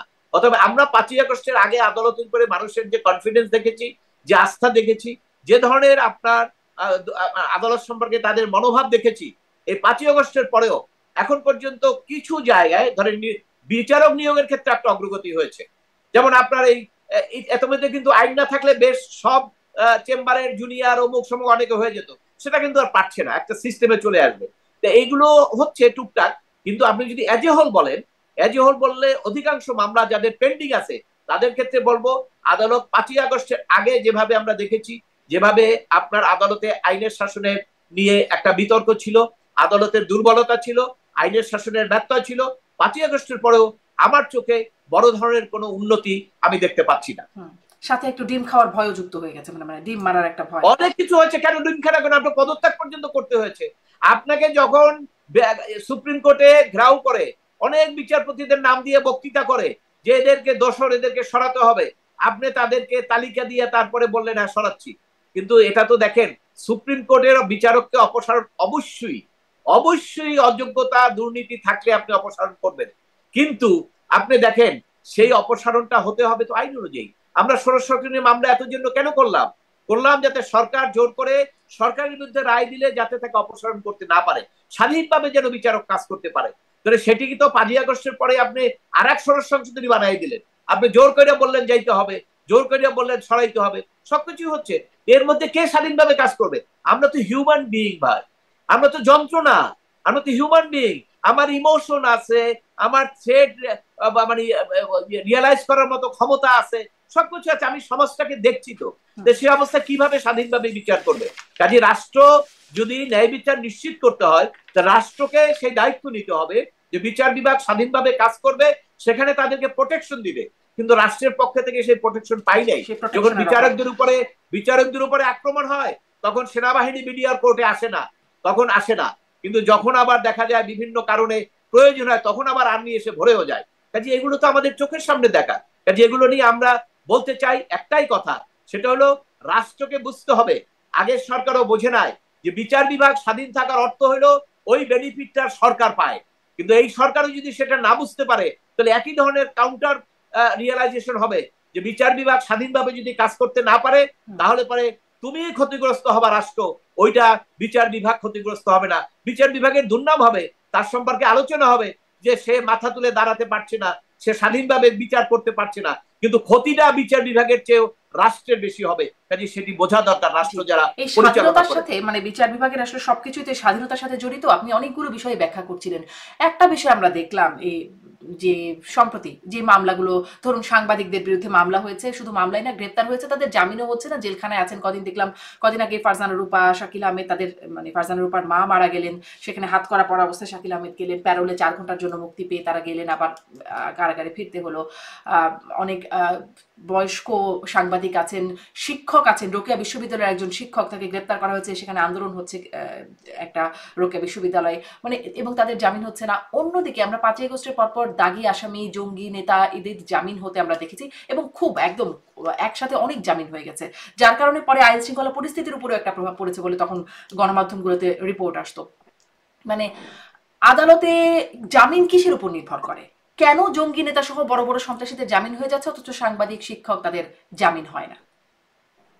দেখুন, আপনাকে দেখতে হবে যে রাষ্ট্রের ধরনটা কি। 5ই আগস্টের পরে, পরিবর্তনের পরে রাষ্ট্রের ধরনটা যে ধরনের সৃষ্টি হয়েছিল, সেই ধরনের সৃষ্টি থেকে মূলত রাষ্ট্র পরিচালনাকারী যারা, তাদের মনে অনেকগুলো জিনিস এখনো যেটা এস্টাবলিশড হয়েছে আমি মনে করি, সেটা হলো এক ধরনের ধরেন প্রতিহিংসা এবং এক ধরনের বৈষম্য, এটা তাদের মাথার মধ্যে ঢুকে গেছে। যদি না ঢুকে যেত, তাহলে কিন্তু নিশ্চয়ই এর আগের সরকারের আমলে অনেকেই অপরাধ করেছে। ইভেন কি আপনার সিএসি, যাকে আপনার গ্রেপ্তার করা হয়েছে, সে অপরাধ করেছে, অবশ্যই আমি স্বীকার করি যে সে নির্বাচনকে এইভাবে করেছে। কিন্তু আপনি যদি যে অপরাধ, সেই অপরাধের জন্য আপনি বিচার না করে আপনার ক্ষোভের কারণে তাকে আর একটা কেসে আপনি এমন ভাবে শাস্তি দিলেন যে তাকে জেলখানায় পৌঁছবে, এটি তো ন্যায় বিচার না, এটা মানবাধিকার না। এবং এটা যারা করছেন তাদেরকে বুঝতে হবে ওই একই পলিসি আপনাদের জন্য আসবে। কারণ হলো, আপনি দেখেন আজকে যারা ক্ষমতায় ছিলেন এর আগে, তারা তো চিন্তা করে নাই যে আজকে এই ধরনের মামলা হবে, এই ধরনের আপনার ঘটনা ঘটবে, কিন্তু দেখেন ঘটেছে। এবং আজকে যারা আছেন তারাও যদি মনে করেন যে এদেশে আর কিচ্ছু ঘটবে না, আপনারাই সবকিছু করে যাবেন, নো নো নো। কারণ হইলো ন্যাচারাল জাস্টিস একটা আছে। আপনি যখন অন্যায় করবেন, সে অন্যায়ের প্রতিকার, অন্যায়ের প্রতিদান আপনার উপরে আসবে।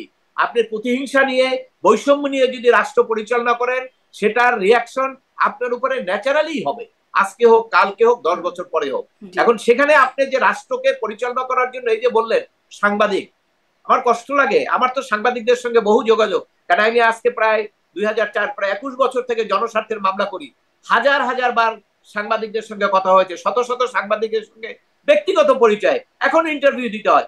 এখন ইন্টারভিউ দেওয়ার পরে আমি জিজ্ঞেস করি, আপনি কি এটা, আমি যা বলবো আপনি কি ছাপাতে পারবেন কিনা?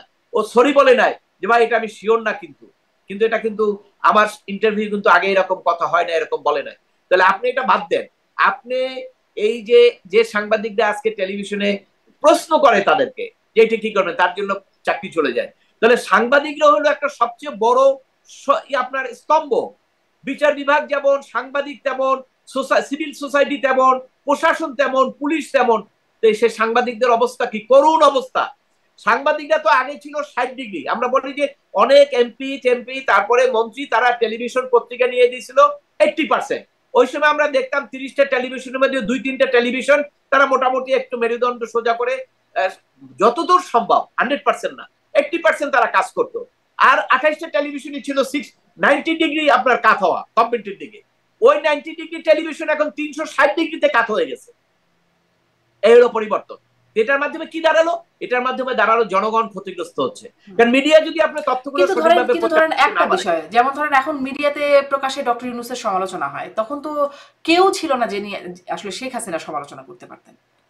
হ্যাঁ, অফকোর্স সেটি করতে পারতেন না, ওখানে সমালোচনা শেখ হাসিনা ছাড়া অন্যদেরকে করতে পারতো, কিন্তু সেটা আবার বিএনপি জামাত যারা ছিল তারা আবার বেশি করতে গেলে, তারা যেহেতু রাজনীতি করে তাদের কাছে কিন্তু তখন অনেক প্রবলেম হইতো। ডিজিএফআই ডাকতো, মামলা দিত, ভাঙচুর হইতো, গাড়ি একবার দু গাড়ি ভাঙচুর হইলো না, তো পরিস্থিতি বিভিন্ন রকম ছিল।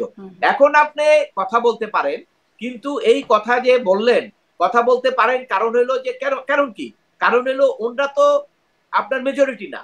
আজকে এই যে আপনার যারা ক্ষমতায় আছেন তারা তো এখন মাইনরিটি, কারণ বিএনপি তো এখন নির্বাচন চায়, আর এনসিপি তো এখন ছোট হয়ে গেছে, তাই না? আর তারপরে জামাত ইসলাম তো আপনার আলাদা ইন্ডিপেন্ডেন্ট দল এখন। এখন সেই ক্ষেত্রে আপনার মেজরিটি পিপল তো আপনার এখানে এখন বিএনপির সমর্থক। এখন এই যে যারা ক্ষমতায় আছে, সরকারকে সমর্থন দিচ্ছে, সেখানে সরকারের সঙ্গে আগে থেকে তো বিরোধ চলে আসছে। বিএনপি নেতারা যেভাবে সমালোচনা করছেন, ওনার তো সাহস ছিল না একজন বিএনপি নেতাকে ধরে ঢুকানোর। ওনার তো সাহস থাকতে হবে, সেই সাহস তো নাই। কেন উনি দিলে তো তার পরের দিন তো ক্ষমতা পরিবর্তন হয়ে যাবে, কারণ বিএনপি তখন পুরো মাঠ তাদের দখলে, লক্ষ লক্ষ মানুষ, তাদের কোটি কোটি মানুষ। এনসিপি কয়জন তাদেরকে ঠেকাবে?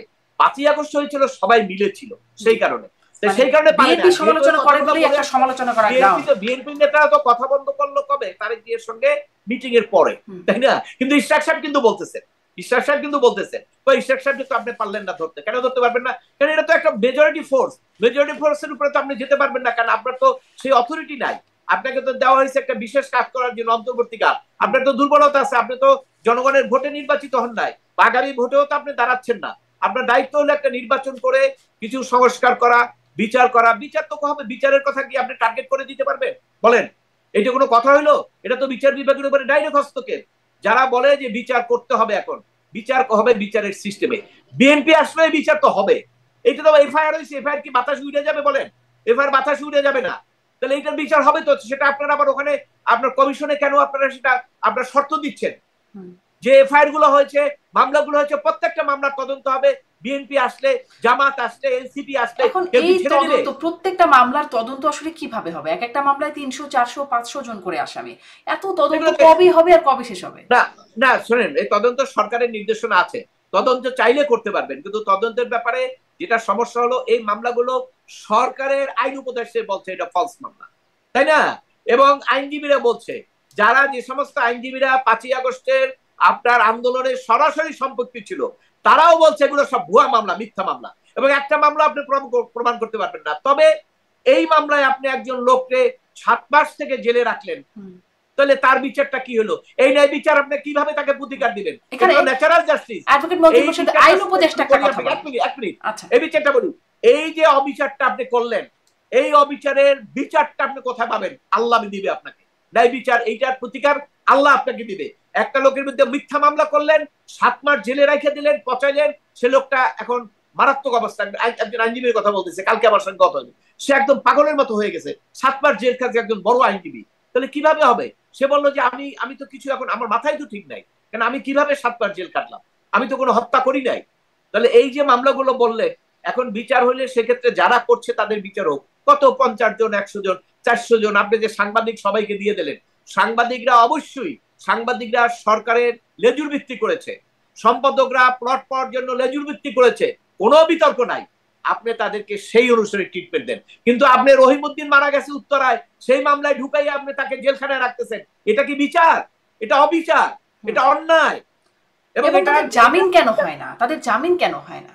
জামিন কেন হয় না? যে বললাম যে আদালত স্বাধীনভাবে কাজ করতে পারে না, জামিন কিভাবে হবে বলেন? প্রত্যেকটা কেসে, যেমন আদালত আগাম জামিন, কিছুদিন আগে 2টা কোর্ট আগাম জামিন দিচ্ছিল এই সমস্ত মামলায়, অত্যন্ত সাহস নিয়ে। এবং সেই আগাম জামিন কিন্তু বিএনপির আইনজীবীরাও নিতেন, এবং আওয়ামী লীগের আইনজীবীরা তখন কম আসে আদালতে, সাধারণ আইনজীবীরা নিতেন, জামাত ইসলামের আইনজীবীরা নিতেন, সবাই কিন্তু আগাম জামিন নিতেন। যখন আগাম জামিন দিচ্ছে, হঠাৎ করে কোর্ট চেঞ্জ হয়ে গেল। তা কেন কোর্ট চেঞ্জ হবে? কেন এই কোর্ট চেঞ্জ হওয়ার ক্ষেত্রে এটা কি সমীচীন হলো? আইনজীবীরা তো প্রত্যেকের সমালোচনা করছে এটা, যে আগাম জামিন বন্ধ করার জন্য কোর্টটা পরিবর্তন। সেটা তো 5ই আগস্টের আগেও আমরা দেখেছি, যখন বিএনপি নেতাদের আগাম জামিন দিত, যে আগাম জামিন দিত তারই কোর্ট চেঞ্জ করে দিত। তাহলে একই তো অবস্থা ভাই, আমরা তো এপি টুপি। কোথায় আমরা যাচ্ছি, কি প্রত্যাশা করেছি, কি চাইছি, আর কি আমাদের হচ্ছে, এটা আপনাদেরকে চিন্তা করতে হবে। এবং এটা যদি যারা দায়িত্ব নিচ্ছেন তাদেরকে আমরা বলি, তারা তো আর নেক্সট ইলেকশন করবেন না যারা উপদেষ্টা, তাই না? যদিও শোনা যাচ্ছে দুই একজনের কেউ কেউ ইলেকশন করবে, তাহলে তাদের তো আর নিরপেক্ষতা থাকবে না। কিন্তু যারা নির্বাচন করবেন না, যারা নিরপেক্ষ লোক ওখানে আছেন, আপনাদের কাছে আমাদের সুনির্বন্ধ অনুরোধ, আমি একজন আইনজীবী হিসেবে, একজন নাগরিক হিসেবে অনুরোধ করি, আপনারা ন্যায় বিচার নিশ্চিত করুন। কোনোভাবেই মানুষকে হয়রানি করবেন না। যার যে অপরাধ করেছে তাকে বিচার করেন। সাংবাদিক লেজুর ভিত্তি করেছেন, তার ব্যবস্থাটা সেইভাবে আপনি করেন। কিন্তু উত্তরার মার্ডার কেসে ঢুকে তাকে আপনি অন্যায়ভাবে জেল খাটিয়েন না, এটা ন্যায় বিচার না। জি জি, তারা নির্বাচন করবে না, উপদেষ্টারা কেউ কেউ হয়তো করবেন, কারো কারো আবার স্বামী নির্বাচন করবেন, সেজন্য পোস্টারিং দেখা যাচ্ছে। আছে আসলে নির্বাচনের কিছু স্বার্থ এর মধ্যে আছে হয়তো। আবারও একটু আদালতের জায়গায় আসি, যে নুরুল হুদাকে রিমান্ডে 4 দিনের রিমান্ড দেওয়া হয়েছে। এইরকম আসামিদের সাথে আসলে রিমান্ডে কি হয়? এই ধরনের রিমান্ডের ক্ষেত্রে আপনি দেখেন আসলে কে মানে না তো কেউ।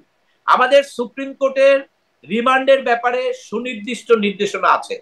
তো এই রিমান্ডের রায় কে দিছে? সুপ্রিম কোর্ট দিছে। এখন সুপ্রিম কোর্ট কি এই ব্যাপারে কোনো পদক্ষেপ নিবে না। কারণ আপনি দেখেন 5ই আগস্টের পর থেকে গেলেই রিমান্ড। 5ই আগস্টের আগে কেন বলা হচ্ছিল যে বিএনপির নেতারা অ্যারেস্ট হইলেই, ওটা আমরা জানতাম যে রিমান্ড 3 দিন 5 দিন 7 দিন, ওটা একটা ইও আছে, আপনার চার্টও ছিল যে কোন ধরনের কেসে কতদিন হয়, ওটা রিক্সালাও বলে দিতে পারতেন। কেন? এটা তো বলার কথা না। বিচারক কি করবে? এই কারণেই তো বিচার বিভাগের উপরে মানুষের আস্থা কমে গেছিল। ন্যায় বিচার নিশ্চিত হয় নাই এবং আইনের শাসন ব্যাহত হয়েছে, সংবিধান লঙ্ঘন হয়েছে।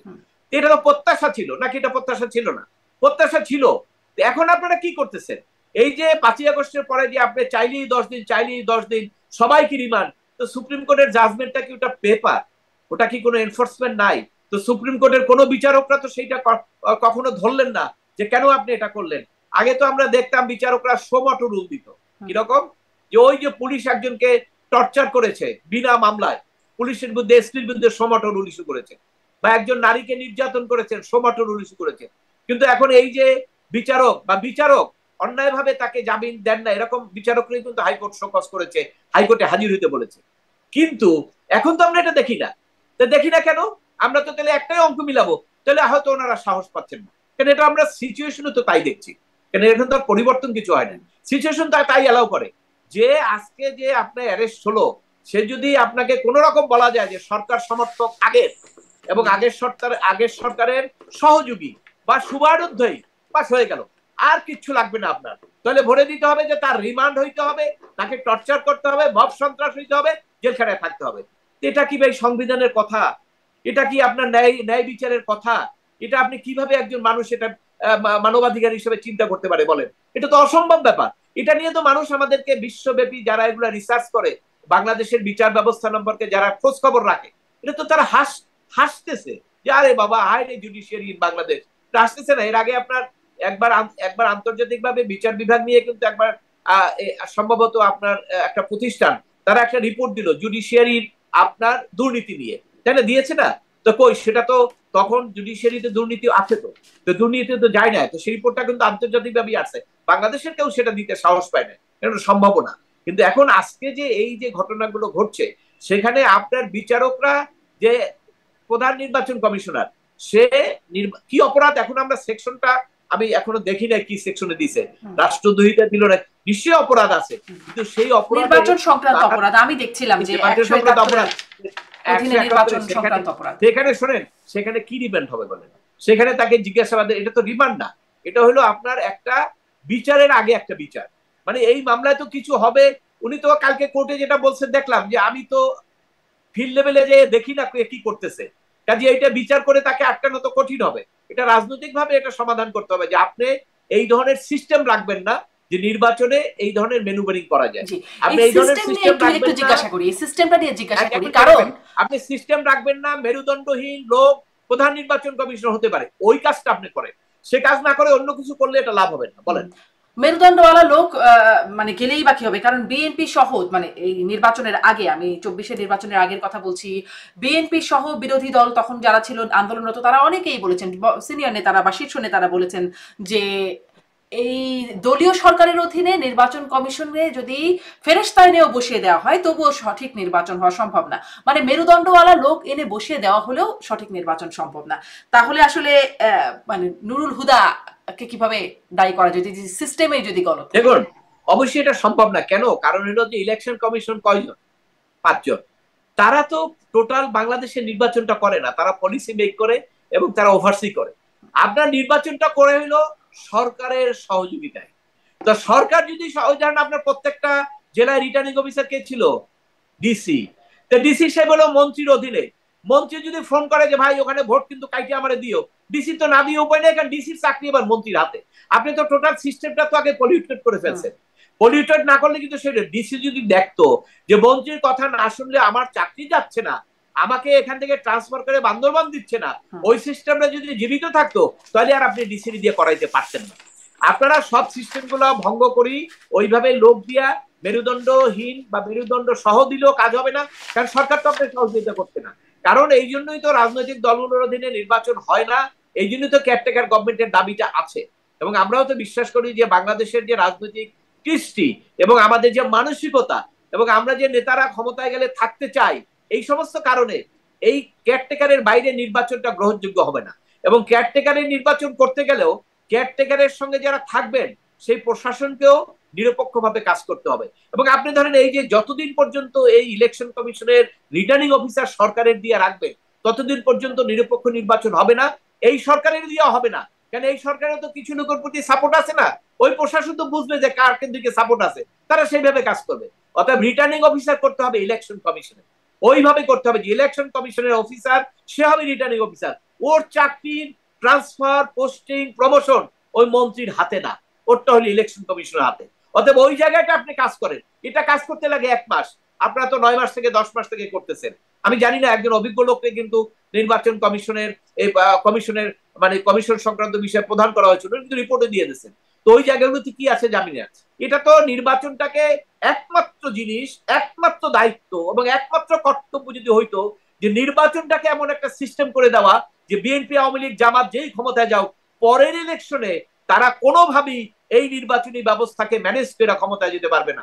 বাস 70% কাজ আপনাদের শেষ। কারণ বিএনপি, আওয়ামী লীগ, জামাত, এনসিপি যারাই ক্ষমতায় থাকুক কোনোদিনও সে চাইবো না নেক্সট ইলেকশনে হারতে। তাহলে একমাত্র উপায় কি? তার কাজ করবে রয়ে শুয়ে, জনগণ যাতে ক্ষুব্ধ না হয়, কারণ নেক্সট নির্বাচনে আমাকে হেরে যেতে হবে। এই কাজটাই আপনারা করতে পারলেন না 10 মাসে, যেটা লাগে 2 মাস করতে, সেইটা আপনারা 10 মাসেও করতে পারলেন না। আপনারা ডালা মেলে বসলেন অনেকক্ষণ। এখন ডালা মেলে বসছিলেন তো বিভিন্ন কারণে, অনেক দিন থাকবেন, 5 বছর বা 10 বছর, অনেকে বলছে যে আজীবন, কিন্তু সেটা তো পারলেন না, কিন্তু সেটা তো পারবেন না। কেন? এখন তো আপনাকে ফেব্রুয়ারিতে নির্বাচনের জন্য রাজি হতে হলো। কেন? কেন না হলে তো নির্বাচনে আন্দোলনে বিএনপি চলে যাবে। তা বিএনপি আন্দোলনে চলে গেলে তো আপনার অস্তিত্ব কোথায় থাকে? বিএনপির কি সমর্থন আর আপনাদের কি সমর্থন বলেন? যেখানে পুলিশে বিএনপির আন্দোলনে ঠেকাবেন, আওয়ামী লীগের সময় আন্দোলন পুলিশ ঠেকাইতে পারে, আওয়ামী লীগকে ঠেকাইতে পারছে কেন? পুরো পুলিশটা আওয়ামী লীগ তার পর্দার তলে নিয়ে নিছিল, কভারে নিয়ে নিছিল, পারছে, যা কইছে এটা করছে। এবং ওরা পিটাইছে ইচ্ছা করিয়া, প্রমোশন পাওয়া যায় কিনা। ওরা আপনার ইচ্ছা করিয়া নির্যাতন করছে যে খবরটা দিবে স্বরাষ্ট্র মন্ত্রকে, স্যার আমি কিন্তু বিএনপির অমুক নেতারে পিটাইছি, ও আচ্ছা প্রমোশন হয়ে গেল। এই টোটাল সিস্টেম আপনার আমলে এই জিনিসটা যে আপনি এখন করতে পারবেন না, কারণ পুলিশ তো সেই অবস্থানে নাই। এবং এটা কবে হবে? একটা রাজনৈতিক দল ক্ষমতায় আসতে হবে, তারপরে রিফর্ম হবে, তাদেরকে সে সাহস দিয়ে হবে, ইন্ডিমিনিটি সরাইতে হবে, তারপরে আপনি সেই রেজাল্ট পাবেন। আজকে যদি বিএনপি বড় ধরনের আন্দোলন করে, এই সরকারের ক্ষমতা নেই তাদের ঠেকানোর জন্য। অতএব সে কারণে এটা নির্বাচন তো আপনাকে দিতে হবে। আপনি নির্বাচন দিচ্ছেন, নির্বাচন দিচ্ছেন, আপনি নির্বাচন প্রক্রিয়ার জন্য আমার মনে হয় আপনি সবকিছু বাদ দিয়ে গবেষণা করেন সারা দিন রাত, নির্বাচনী সিস্টেমটাকে কিভাবে ভালো করা যাবে এইটা করেন। দেখবেন রাজনৈতিক দলরাই পরবর্তী অন্য অন্য সংস্কার সবকিছু তারা ভালো করবে। ভালো না করলে সে ক্ষমতায় আসতে পারবে। অনেক গবেষণা করে প্রতিবেদন দেওয়া হয়েছে, কিন্তু প্রতিবেদন দেওয়ার আগে নির্বাচন কমিশন আবার গঠন করা হয়েছে, মানে আগের নিয়মে, আগের আইনে, এরকম অনেক বিতর্ক এর আগেও এসেছে। আপনি বলছিলেন বিএনপির কথা, এই নুরুল হুদাকে হেনস্থার ঘটনায় কিন্তু স্বেচ্ছাসেবক দলেরই সম্পৃক্ততা পাওয়া গেছে, ভিডিওতে আসছে। যদিও সেই মোজাম্মেল হক ঢালী স্বেচ্ছাসেবক দলের সদস্য, তিনি বলছেন যে এটা এআই দিয়ে বানানো হতে পারে। অনেকের কাছে আসলে ভিডিও আছে। আমি আরেকটা শেষ একটু আদালত, এটাও তো পত্রিকা আছে আপনার, ওই যে আপনার সিদ্দিক অভিনেতা, তাকে যে আপনার কাকরাইলে পিটাইলে, ওগুলো তো আপনার বিএনপি সমর্থিত লোকজন, পত্রিকা আসছে তো এটা। জি জি, এবং ছবি সহ আসলে ভিডিও, অনেক মানুষের হাতে এখন মোবাইল ফোন, সবাই একটা করে ভিডিও করে ফেলে। একটু এই শেষের দিকে একদমই শেষ প্রশ্নটি করতে চাই, আরেকটা একটু আদালত প্রসঙ্গে প্রশ্ন, যে আদালত প্রায়ই রায় দিচ্ছেন যে সাবেক প্রধানমন্ত্রী শেখ হাসিনার বিদেশ যাত্রায় নিষেধাজ্ঞা। কদিন আগে দেখলাম যে সাবেক পররাষ্ট্রমন্ত্রী হাসান মাহমুদ, তার বিদেশ যাত্রায়, তার এবং তার স্ত্রীর বিদেশ যাত্রায় নিষেধাজ্ঞা। আদালত এই রায়গুলো কেন দেয়? মানে তারা যে বিদেশে আছেন এটা আদালত জানে না? ওই যে বললাম, জোয়ারে একটা কথা থাকে না, জোয়ারের পানি কিন্তু এই উপর দিকেই যায়, আবার ভাটা হলে পানি নিচের দিকে যায়। এখন এর জোয়ার চলছে, কাজে এগুলো আপনি কোনো আইন থিওরির মধ্যে আনতে পারবেন না। একটা লোক, আপনি জানেন যে শেখ হাসিনা বিদেশে আছে, হাসান মাহমুদ বিদেশে আছে, তাহলে অনেকের নাম তো স্পষ্ট, যাদের স্পষ্ট নাই সেটা ঠিক আছে আপনি দেন, কিন্তু যারা আপনি স্পষ্ট ক্লিয়ার হয়ে গেছে ইন্টারন্যাশনাল মিডিয়া, ন্যাশনাল মিডিয়া, আপনি জানেন, সেখানে এই হাস্যকর আদেশটা না দিলেই ভালো। কারণ এই বিচারক সম্পর্কে মানুষ তখন হাসির খোরাক সৃষ্টি হয় তাদের, এবং এটা লেখে পত্রিকা, এটা কিন্তু পত্রিকায় রিপোর্ট হয়েছে যে ওনারা আছে বিদেশে, ওনাদের বিদেশ যাওয়ার উপর নিষেধাজ্ঞা। আপনি যদি দিতেনই তাহলে আপনি দিতেন যে দেশে আসার উপরে নিষেধাজ্ঞা, তাহলে একটা মিনিং থাকতো। এই ধরনের মিনিংলেস অর্ডারের অর্থটা কি? এবং এটা দুদক যারা আছে তারাও খুব অ্যাক্টিভ, তারাও দেখাচ্ছে যে আমরা খুব কাজ করতেছি, মানে আসলে কাজের কাজ কিছুই না, কিন্তু তারা দেখাচ্ছে আমরা খুব কাজ করতেছি। এই যে আইনজীবী যে দরখাস্ত নিয়ে কোর্টে গেলেন, ফিস নিলেন, এই ফিসটাও তো সরকারের বিনা ইয়েতে গেল, বিনা আপনার কাজে গেল, কারণ এটা তো কোনো মিনিংলেস। এই আবেদন তো করার দরকার নাই, সে তো বিদেশে আছে। যে বিদেশে নাই তাকে আপনি বলতে পারেন যে দেশে পলাই আছে, তাকে আমি দেই এমবার্গো, ইটস ওকে, সেটা ঠিক আছে। আর বিদেশে থাকলে আপনি বলেন যে দেশে আসতে পারবো না, এই এমবার্গো দেন। কিন্তু এগুলো দেওয়া তো একটা হাস্যকর, এগুলো দিয়ে আদালতকে আপনার হাস্যকর জায়গায় নিয়ে। এখন আপনি বলতে পারেন, আমি আবার ওই জায়গাটা কিন্তু আমি ডিফেন্ড করি, সেটা হলো আদালতের কিন্তু করার নাই কিছু। আদালত যদি আদেশটা না দেয়, তো ওই আইনজীবীরা যারা কোর্টে আছেন তারা যে কালকে তাকে বলবে না যারা আপনি তো এর আগের সরকারের দোষর ছিলেন, এটার কি নিশ্চয়তা আপনি দিতে পারবেন? দিতে পারবেন না। অনেক লোক তো দোষর ছিলও না, শত্রুতার কারণে দোষর বানাই ফেলতেছে। এবং এটা তো একটা ভালো অস্ত্র এখন, আগে যেমন আগে ছিল আপনার একটা অস্ত্র ছিল জঙ্গি অস্ত্র, এটা আমরা তো অনেক মামলা পাইছি, তার ঘরে ওই আরবির বইটই পাইছি, আমি জামিন করাইছি, আরবির বই পেয়েছি, লিখেতেছে যে জঙ্গি। তা কোর্টে বললাম আরবির বই তো মুসলমানরা বাংলাদেশে পড়ে, এটা জঙ্গি হবে কিভাবে? তো ওই যে অস্ত্র, হাতিয়ার, রাজনৈতিক হাতিয়ার, এখানেও এগুলো হলো হাতিয়ার। এখন এখন জজ সাহেব যে করবে, জজ সাহেবকে আপনি প্রোটেকশন দেন। আজকে চিফ জাস্টিস ডিক্লারেশন দেও যে আমার কোন জাজের উপরে কোনো যদি কোনো রকম অন্যায় অবিচার কোনো রকম ইয়ে করা হয়, আই উইল সি, আমি আমার ক্ষমতা বলে তাদেরকে আমি ছাড়বো না। ওই সেরকম ঘোষণা দেন নাই। রাষ্ট্র আইন উপদেষ্টা বলুক, ওই আইন উপদেষ্টা তো বলে না, বরঞ্চ এই যে আপনার যাদেরকে সরকার হেনস্থ করতে চায় তাদেরকে রিমান্ড দিলে, তাদেরকে কোর্টে হেনস্থা করলে সরকার তো খুশি হয়। এই যে আইন উপদেষ্টার কথা বলছেন, আমি আইন উপদেষ্টাকে নিয়ে একটা প্রশ্ন একটু আগেও করতে চাইছিলাম। আগে তো বাড়িঘর ভাঙছে, নির্যাতন করছে, আগে কিছু বলেও না। আজকে দেখছেন কালের কণ্ঠে রিপোর্ট, এই মব সন্ত্রাস করে 54 জন লোককে হত্যা করা হয়েছে, কিন্তু আগে কিছু কিন্তু বলে নাই। এখন ইদানিংকালে সরকারের পক্ষ থেকে বলা হয় যে আমরা এটা কেয়ার করবো না, এটা একটা গুড সাইন, কিন্তু আমরা অ্যাকশন চাই। অ্যাকশন না হলে আপনি বন্ধ করতে পারবেন। আইন উপদেষ্টা সম্পর্কে একটু জানতে চাইবো। উপদেষ্টা মাহফুজ আলম তিনিও বলেছিলেন, কিন্তু তারপরে তাকে একদমই এখন আর নিষ্ক্রিয়, মানে তাকে আর দেখা যায় না গণমাধ্যমে। নিষ্ক্রিয় না বললেও যদি বলি সোচ্চার দেখা যায় না গণমাধ্যমে। আগে তাকে সব সময় দেখা যেত, এখন দেখা যায় না। এটিও কেন? এটাও একটা প্রশ্ন।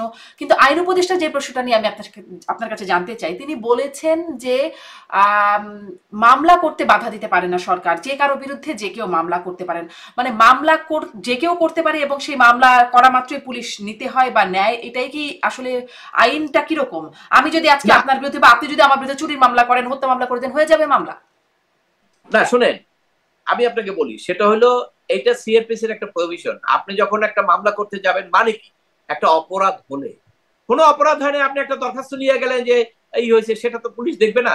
মামলা করতে গেলে পুলিশের দায়িত্ব এফআইআর লস করা, কারেক্ট। কিন্তু আপনি মামলা করতে গেলে সেই এফআইআরটা যে লস করবেন, আপনি যে যাচাই বাছাই করবেন বা একটু দম নিবেন, যেন গেলেন সাথে সাথে ভাই আমরা দেখতেছি ঘটনাটা করি, কোথায় হইলো একটু খবর নেই, এই সুযোগ তো পুলিশের নাই। কেন আপনি এই মামলায়, প্রথম মামলাটাই কিন্তু লালবাগ থানায় এইরকম 400 লোকের মামলা, ওসি সাহেব একটু বলছিল যে দেখি, পরে দেখেন না এনসিবির এই ছাত্ররা ওখানে ঘেরাও করে ওই ওসি রে তো সরাইছে, এর মধ্যে তার মধ্যে মনে মামলাও হয়েছে, ওই তো ওই মার্ডার টেস্টে হয়তো ঢুকা পড়ছে। তা এই তো, এটা তো শোনেন, বাতাস তো একবার দিলেই হয়, বাতাস তো বেশি লাগে না। আপনি তো একটা বাতাস দিয়ে দিচ্ছেন, এখন কোন ওসি তো আর সাহস পাবে না। ওসির কি দোষ? ওসিও ওইভাবে মামলা নেয়। এবং এখন তো একটা আলোচনা আসছে, মিডিয়াও এসছে, যে যারা দালালি করে এই টাকা আদায়, তার সঙ্গে পুলিশও সংযুক্ত হয়ে গেছে। কারণ 400 দিলে বলে ঠিক আছে দাও, ওর মধ্যে 300 লোকের কাছে যে চাঁদা চায়, 5 লাখ দাও, 3 লাখ দাও। আমি তো আমার নিজস্ব ক্লায়েন্টই আছে যাদের জন্য আগাম জামিনের জন্য আমরা আবেদন করেছি, প্রত্যাহার করে নিয়েছি আমি, কিন্তু তারা ম্যানেজ করেছে ওই বাদীকে টাকা দিয়ে, সে বলছে ঠিক আছে লিখিত দিলাম। কিন্তু আদালতে আমার আসার দরকার নাই, কারণ আদালতে তো বিচার আগাম জামিন চাইলে আপনি আগাম জামিন দিচ্ছেন না। 5ই আগস্টের আগের ঘটনায় বলেই দিচ্ছেন 5ই আগস্টের আগের, আমি শুনবো না। আদালত কি বলে শুনেন, 5ই আগস্টের আগের ঘটনার আগাম জামিন আমি শুনবো না, এটা আদালত সরাসরি বলে। তাহলে এখন 5ই আগস্টের আগের বিচার ব্যবস্থা আর এই বিচার ব্যবস্থা আপনি এই কথার মধ্যে দিয়ে বের করেন যে আমার কি উন্নতি হয়েছে না অবনতি হয়েছে, তাহলে কোথায় যাবে মানুষ? তখন আমি আগাম জামিন প্রত্যাহার করলাম, বললাম আপনি ম্যানেজ করেন। তখন সে বাদীকে বাধ্য হইয়া টাকা দিয়া, তাকে দিয়ে লেখাইয়া এফআইআর দিয়ে দিল যে ঠিক আছে আমি ওনাকে ভুলবশত দিয়েছি। এখন আইন উপদেষ্টা যেটা বলছেন একাডেমিক কথা, যে কেউ মামলা করতে পারে, কারেক্ট, কিন্তু মামলাটা তো যাচাই বাছাই করবে পুলিশ। পুলিশকে তো সেই সুযোগ আপনি রাখেন নাই। এবং মামলাটা কে করতেছে? আপনার দলের, আপনার সমর্থিত। আপনার সমর্থিত বলতে কিন্তু আমি শুধু এনসিপি বুঝাচ্ছি না, এনসিপি, জামাত যত আছে, মানে আগের সরকার ছাড়া অন্য সবাই কিন্তু বর্তমান সরকারের সমর্থক। কাজে তা পুলিশ তো তাদেরকে সেইভাবেই দেখে। তারা সমস্ত দলই তো তারা মিটিং এ যাচ্ছে, একত্রে সংস্কার করবে, সবকিছু করছে না তারা, অর্থাৎ তাদেরকে সরকার হিসেবে দেখে, অর্থাৎ পুলিশের ওই ক্ষমতা নাই। কিন্তু যেটা আগে যেটা মিনিস্ট্রি একটা সার্কুলার দিয়েছিল, এটা খুবই যথার্থ ছিল, এটা ন্যায় বিচারের পক্ষেই ছিল, যে মামলা হইলেই তাকে গ্রেপ্তার না, যাচাই বাছাই করে দেখো, এবং সেই ক্ষমতাটা থাকা উচিত। কিন্তু আপনি যাচাই বাছাই করে দেখার পরে আমরা গত কয়েকদিনের মধ্যে আমি খবর পেয়েছি 400 নম্বর আসামি, তাকেও আপনি গ্রেপ্তার করে সে ওইভাবে চলে আসছে।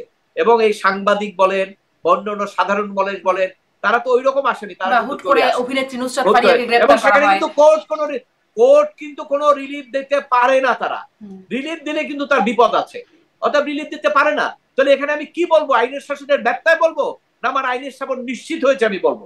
কোনটা আমি বলবো বলে? আমি তো আইনজীবী হিসাবে আমি আমার মনের কথাটাই বলবো। আমি তো মনে করি না যে আমি এখানে কিছু গোপন করা উচিত, কারণ গোপন করাটা হবে আরো রাষ্ট্রের জন্য বড় ক্ষতিকর।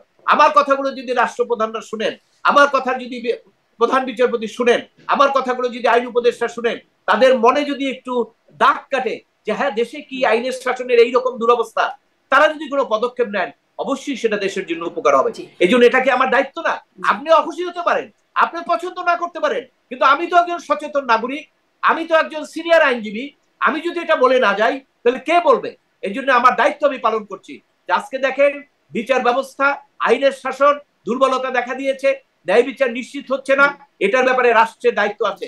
রাষ্ট্র সঠিক দায়িত্ব পালন করুন, নাহলে কিন্তু রাষ্ট্রে যারা আছেন তারাই ক্ষতিগ্রস্ত। তাহলে অ্যাডভোকেট মনজিল মোর্শেদ, যদি সামারি করি, আপনি বলছিলেন পুলিশের অসহায়তার কথা, বিচারকদের অসহায়তার কথা বা আদালতের অসহায়তার কথা, একরকম আইনজীবীরাও কোথাও কোথাও অসহায়তার কথা বলছিলেন, এবং আপনি বলছিলেন কার ঘাড়ে কয়টা মাথা, তাহলে কি একরকম মাথাহীন হয়ে যাচ্ছে আমাদের রাষ্ট্র? এই জন্যই আমি এর আগেও বলেছি, প্রায় আরো 3-4-6 মাস আগেও আমি বলেছি, দেখেন যা হচ্ছে দেশের জন্য ভালো হচ্ছে না। দেশের জন্য ভালো, তাহলে আমাকে বলবেন পথটা কি? একমাত্র পথ ইমিডিয়েটলি একটা জেনারেল ইলেকশন, অবাধ নিরপেক্ষ নির্বাচন দেওয়া, নির্বাচনের মাধ্যমে জনগণের, কেন এবারে নির্বাচনটা তো কাইটা হবে না, এটা তো কেউ বিশ্বাস করবে না, তাই না? আমরা দেখতে চাই সেটা। সেই নির্বাচনে জনগণের প্রতিনিধিরা যারা আসুক, তাদের ব্যাকগ্রাউন্ড কি, পিছনে কি আছে এটা দেখার দরকার নাই। আসুক, আসার পরে আপনারা যারা দেশের ভালো চান, আপনারা ভ্যানগার্ড হিসেবে থাকেন। এবং নির্বাচনী ব্যবস্থাটা আপনি নির্বাচন দেওয়ার আগে, কেয়ারটেকার তো রিভাইভ হয়ে গেছে, তাই না? কেয়ারটেকার তো সুপ্রিম কোর্টের জাজমেন্টের পরে রিভাইভ হয়ে গেছে। কেয়ারটেকার আপনি ভালো ভালো লোক দিয়ে কেয়ারটেকার গভর্নমেন্ট ফর্ম করে, মেরুদণ্ড যাদের আছে, যারা ওই রকম ধমক দিলে কথা শুনবে না, আর ওই আপনাকে মব সন্ত্রাস নিয়ে আসবে দেখে তারা চুপ করে যাবে তা না, এরকম লোক আছে বাংলাদেশে। তাদেরকে নিয়ে নির্বাচন কমিশনের তত্ত্বাবধায়ক সরকার করে নির্বাচনটা তাড়াতাড়ি দেন, ইমিডিয়েটলি।